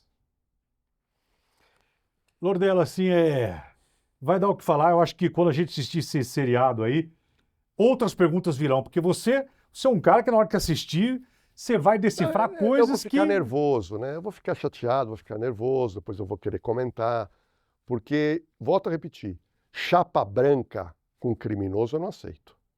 Por mais que eles queiram audiência, ok, mas tem que ter, e tomara que tenha algumas, 2 ou 3 perguntas que aperte essa mulher, para que ela possa também perceber que não são só flores, não pode ser só flores na vida dela, porque ela tem uma chancela marcada. Ela tirou o Richthofen do nome dela, mas ninguém vai esquecer a morte do casal Richthofen naquela data. De novo, eu quero deixar aqui registrado que eu acho que a Suzane ainda vai ter um final de um capítulo trágico. Sempre soube. Sempre imaginei, sempre... Isso é um sentimento, ninguém me tira. Ué, tem gente que pode achar que ela vai... Não acredito que ela vai ter um fim que vai ser um fim também trágico. Não sei. Aqui fora o mundo tá mais cruel do que quando era o mundo dela. Muito mais. Quando se fala de... Eu posso voltar o tempo agora com você? Que eu tenho aqui mais 10 minutos com você. Paulo César Farias. Quando você fala do PC Farias, aquele local do crime também, não, Lordelo? Olha, o caso do PC Farias, né? E eu, por sinal, acabei de estudar, que eu vou colocar no meu canal, são crimes que a gente percebe que não teve local de crime. O local de crime mal feito, local de crime adulterado, cena de crime que, quando os peritos chegam, ele encontra tudo desarrumado. E a gente percebeu ali a questão política. Recentemente, Geraldo, eu lancei um vídeo no meu canal falando que pouca gente sabe, nós já tivemos no Brasil 200 anos de prisão perpétua e pena de morte. Tivemos mais de 200 anos na época do Império de pena de morte e prisão perpétua. Em todas as prisões, as mortes de enforcamento que tivemos no Brasil, que é chamada morte legalizada, só pessoas pobres foram penalizadas com crime capital. E no Brasil, Geraldo, as cadeias estão lotadas de gente pobre que comete crime. Mas o grande problema no Brasil, quando o crime é feito por gente poderosa, você não tem punição. Quando me perguntam, você é a favor da pena de morte, você é a favor da prisão perpétua, eu conto a história de 200 anos na época do Império, onde só morria pobre. Eu levantei um dos casos lá, teve um escravo que se apaixonou pela dona do dono de terra. Eles tiveram um caso. E aí esse senhor feudal ali descobriu. E esse casal fugiu. Eles eram apaixonados. Só que um foi para cada lado e a polícia do Império pegou os dois. Os dois foram processados. O escravo foi para a forca e a mulher foi para uma prisão e depois foi solta. Então esse é o país onde nós vivemos. E você acha que isso até hoje... Sim, com certeza. Pessoas que cometem crimes pesados, ricas, principalmente quando você fala de crime financeiro, sempre tem um jeitinho para a pessoa não ir presa, para demorar. Então nós temos que pensar sobre isso. Só colocar... Quando as pessoas falam de pena de morte, é pena de morte só para pobre? Então, se alguém me garantir que é pena de morte para pobre e para rico, ok. Mas até hoje no Brasil a gente não vê isso. A gente não vê isso. Isso é fato. Lordelo, você foi de uma importância tão grande. Era um papel televisivo, mas que a polícia também ouvia, e você foi um parâmetro muito importante no caso da Isabela Nardoni. Como que você... Você sabe que você ganhou poder na televisão, fama e crédito e credibilidade no caso da Isabela Nardoni, né? Sim. O Brasil começou a te ver, todos nós, começou a ver Lordelo, lá você foi credenciado. Geraldo, eu quero te contar uma passagem que aconteceu comigo na Record. Eu não estava na Rede TV naquela época, e o programa Hoje em Dia me chamou para falar sobre Isabela Nardoni. E você me conhece bem, quando eu vou num programa, eu converso com a produção para tentar criar alguma coisa.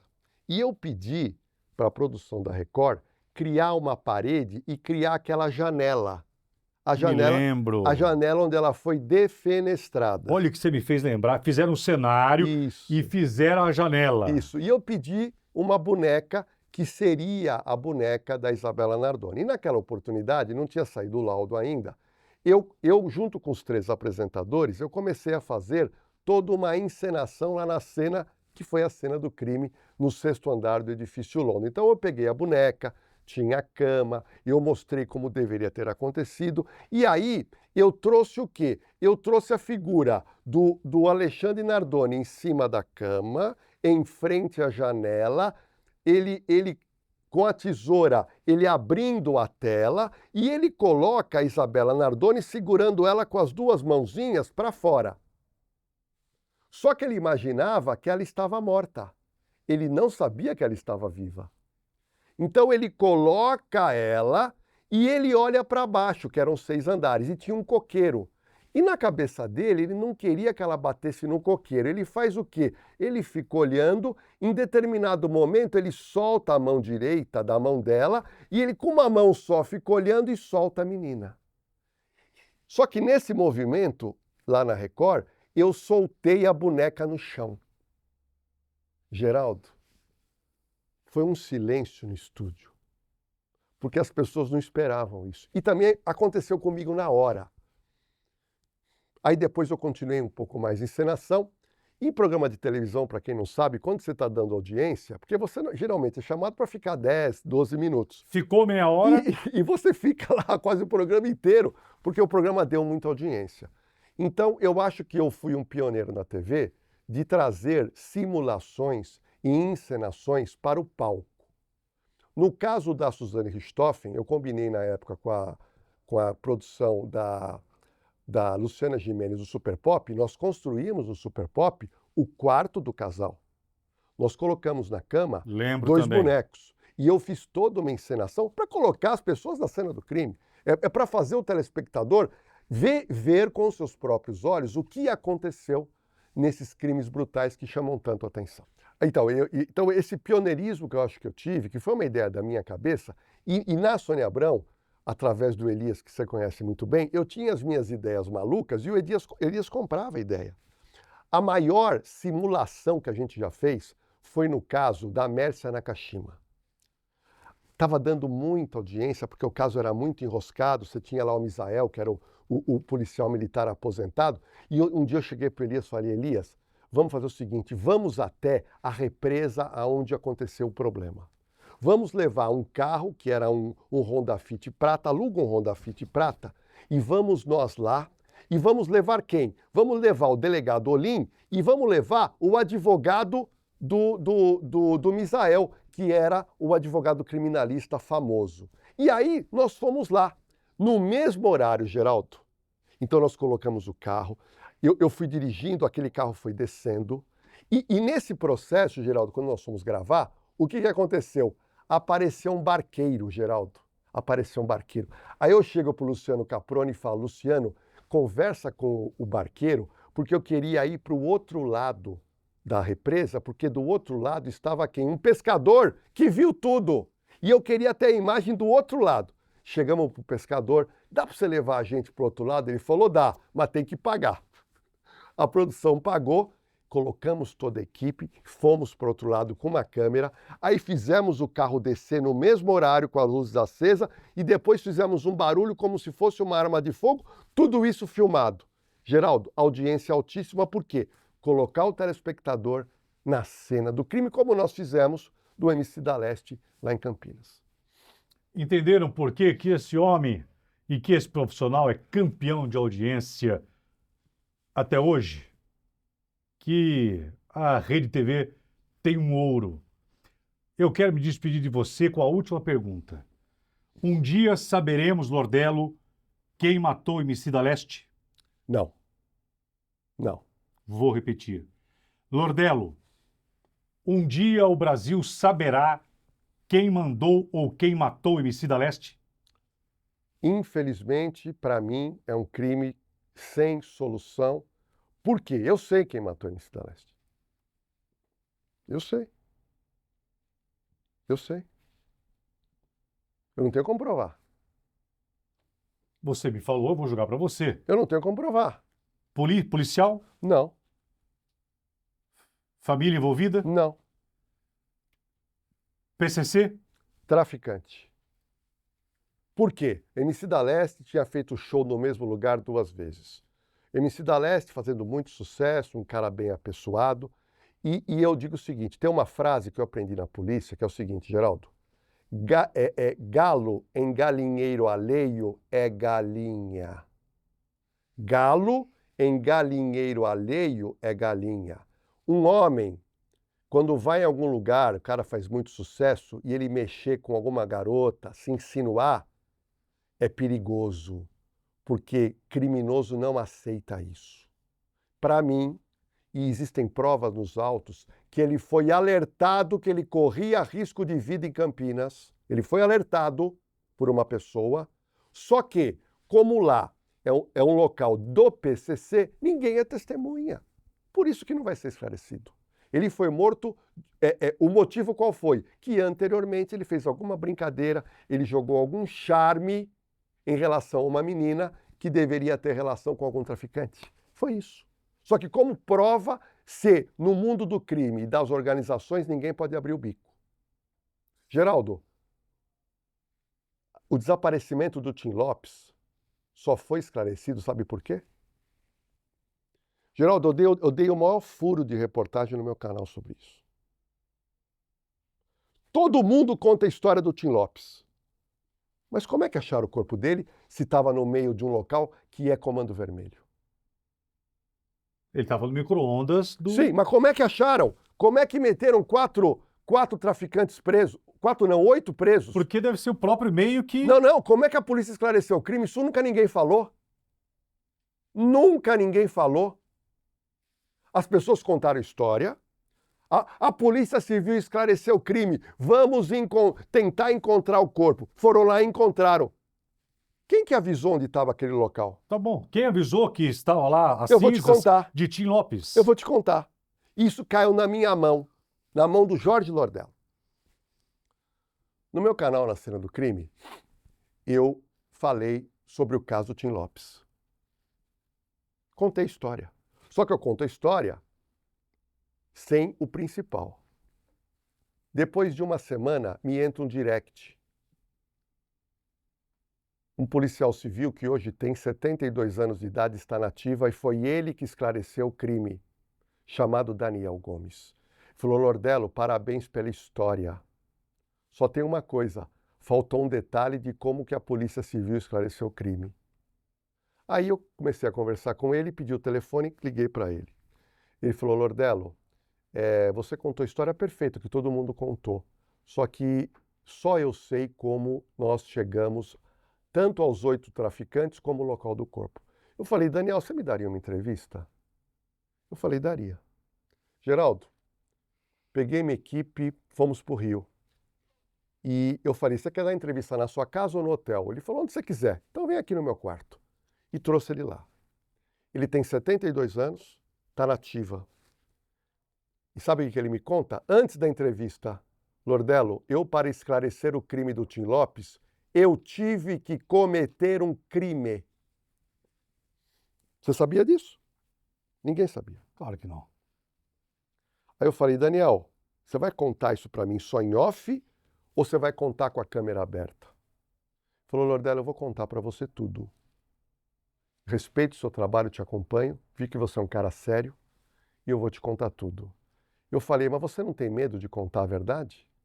Que você cometeu um crime para esclarecer o crime sobre Tim Lopes? Ele falou: Lordello, o crime que eu cometi está prescrito. E por isso ele contou. Se esse homem não fizesse o que ele fez, o corpo de Tim Lopes não teria sido encontrado até hoje. E que crime que ele fez? Vou te contar. Comecei a entrevistá-lo. Ele falou o seguinte: Lordello, o Tim Lopes desaparece. O pessoal da Rede Globo foi fazer um BO na minha delegacia, onde eu era inspetor. E o caso ficou na minha mão. Toda a diretoria da polícia falou para mim: tem que rachar esse crime. Ele pegou muitos policiais civis, policiais militares e foram para o morro aonde o Tim Lopes foi fazer uma gravação escondida e desapareceu. Eles foram lá, ninguém fala nada na comunidade. E o que aconteceu, Geraldo? Ele sentiu lá que o Tim Lopes estava morto. Ele percebeu isso. Só que tinha passado 7 dias e não tinha pista nenhuma, nada. Bom, ele está trabalhando na delegacia quando 2 policiais militares trazem um traficante. Traficante preso, apresentaram para o Daniel Gomes. O Daniel Gomes falou: tá bom. Chamou eles numa sala, não, um traficante preso. Você trabalha você foi preso em qual região? Região tal, que era a região aonde o Tim Lopes desapareceu. Ele falou ele perguntou para o cara: o que aconteceu com o Tim Lopes? Ele falou: olha, o Zum Zum Zum é que mataram ele. Mas quem matou? Eu não sei. Mas como é que você não sabe? Você é da comunidade. Geraldo, o bandido chega para ele e fala assim: ô polícia, você quer que eu fale? Eu vou ganhar o quê com isso? O que eu vou ganhar? Eu estou preso. Eu estou preso em flagrante por tráfico. Você fica me perguntando onde está Tim Lopes? Aí o Daniel, pressionado, falou para ele: me fala uma coisa. Se eu te soltar desse flagrante, você levantaria para mim aonde está o corpo do Tim Lopes e quem matou? Ele falou: olha, se o senhor me soltar, que eu não quero ser preso novamente, eu vou levantar. Ou eu vou tentar levantar. E aí ele fez um acordo olho a olho com o criminoso. Ele tinha na época um celular vagabundo, deu na mão dele e fala: se você levantar os dados, você liga para mim, me passa as informações. É óbvio que ele não tinha garantia nenhuma. Ele chamou os 2 policiais militares, ele explicou e aceitaram. Foi feito um acordo que é ilegal. E o bandido foi mandado embora. Mas o Daniel Gomes falou para mim, ele falou: Lordello, eu vi no olho dele que ele não queria ser preso, que ele ia me ajudar.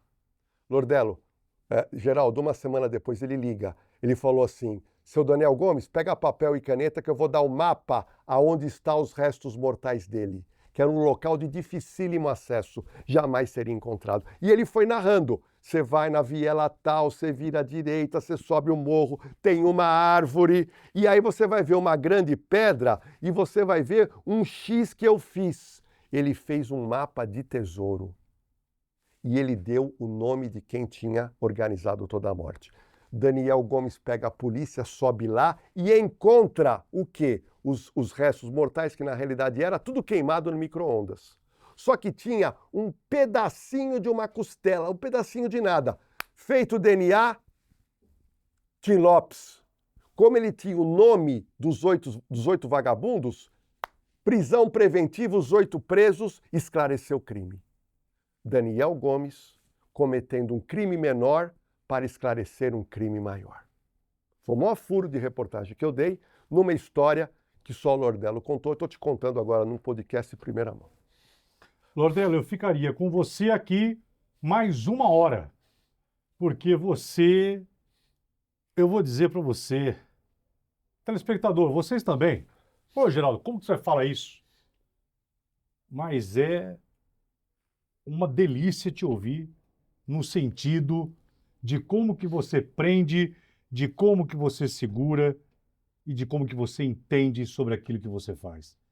Quero te agradecer imensamente você estar aqui nesse momento da minha vida. Muito obrigado. Obrigado, Geraldo. Eu preciso te agradecer. Você teve uma carreira na televisão muito rápida, você me abriu porta, você sabe disso, você me deu oportunidade, eu pude criar muito com você nos programas que você trabalhou, então eu tenho essa dívida de gratidão, além da nossa amizade. Queria convidar o seu público para assistir a Operação de Risco, sexta-noite, sábado à noite, e para quem gostou dessas histórias, corre no meu canal, que é o Da Cena do Crime, que é a minha especialidade, Geraldo, é cena de crime. Me perguntam para mim, Lordello, como é que você consegue dormir? Porque eu só vejo cenas pesadas. Mas é o profissional, é a paixão de ser o detetive lá da Agatha Christie, Dos livros. Dos livros. Eu sou essa pessoa que me encantei com esclarecer crimes na vida real. Muito obrigado pelo convite, Geraldão. Eu sou seu fã. Eu também. Jorge Lordello, e aí? Gostou? Compartilha esse vídeo e até o nosso próximo encontro. Tchau, pessoal. Valeu.